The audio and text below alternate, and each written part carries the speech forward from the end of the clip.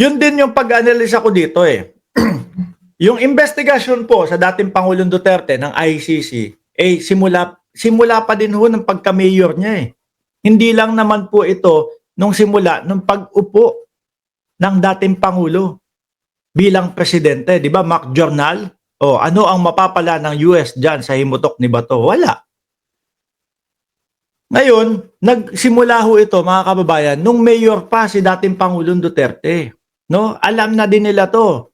Sabi dito ng politiko, although supporter of detained former President Rodrigo Duterte are still holding out hope that he will eventually return to the country. Diyos ko po, Lord. Ginagamit na lang kayo mga DDS nung mga kumakandidato. Ginagamit na lang kayo nung mga tumatakbo ninyong senador. Yung sinasabi nila na ang dating Pangulo ay lalabas na. Yung sinasabi kung sino man Poncio Pilato ang nagsabi na sa Setyembre ay lalabas na ang dating Pangulong Duterte. September, no, yung susunod na hearing, mga kababayan. Pagkatapos ng hearing na yon, eh kung parehas din ng buwan ang hihintayin, 6 na buwan na naman po ang hihintayin ninyo. No? Wala pong sinasabi ang ICC na lalabas si dating Pangulong Duterte sa Setyembre.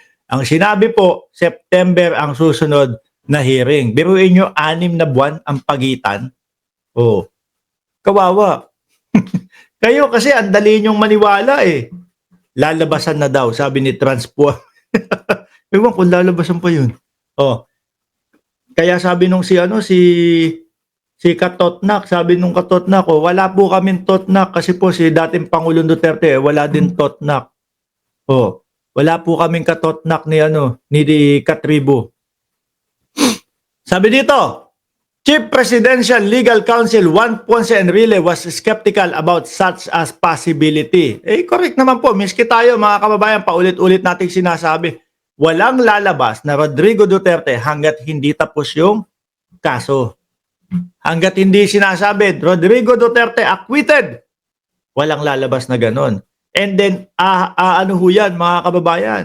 Aabot ho yan ng 8 taon. Yun po ang sinasabi, no, ng legal counsel nung kabila. Si Katroso, paano na? Sabi ni Don Stevie. Ewan ko, ang kilala ko lang sabi ko sa inyo si Katubo o si Roque. Katubo! Roque, I think former President Rodrigo Roa Duterte must have already been an ICC target suspect long before he became a president of the country. Yun nga ho, mga kababayan. Kasi ang nabanggit doon, simula 2011 hanggang 2019, mayor pa lang ho siya nun. Bakit hindi nila pinaghandaan? Di ba? So, siguro, inisip po ng mga ito, hayaan nyo na. Ang taong bayan hindi mauubos ang suporta sa atin.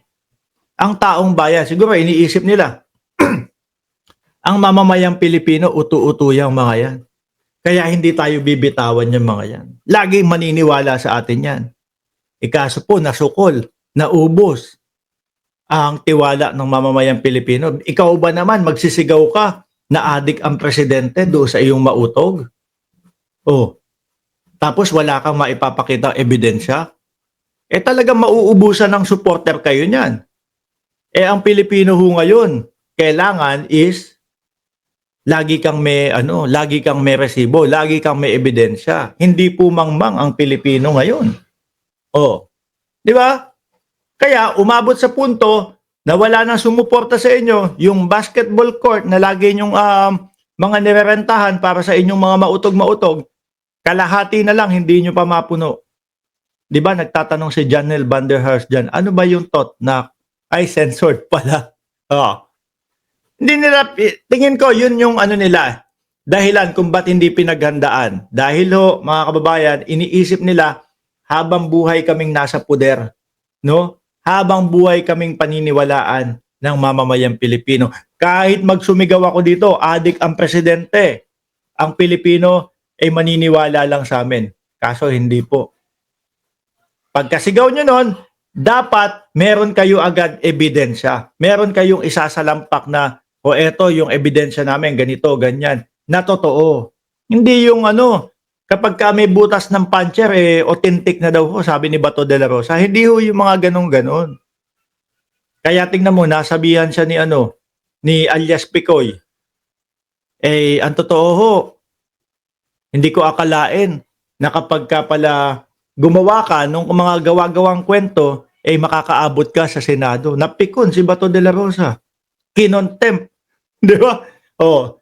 Kasi ba naman si Bato de la Rosa pinagpipilitan ho, mga kababayan, yung pideya leak daw ho nila.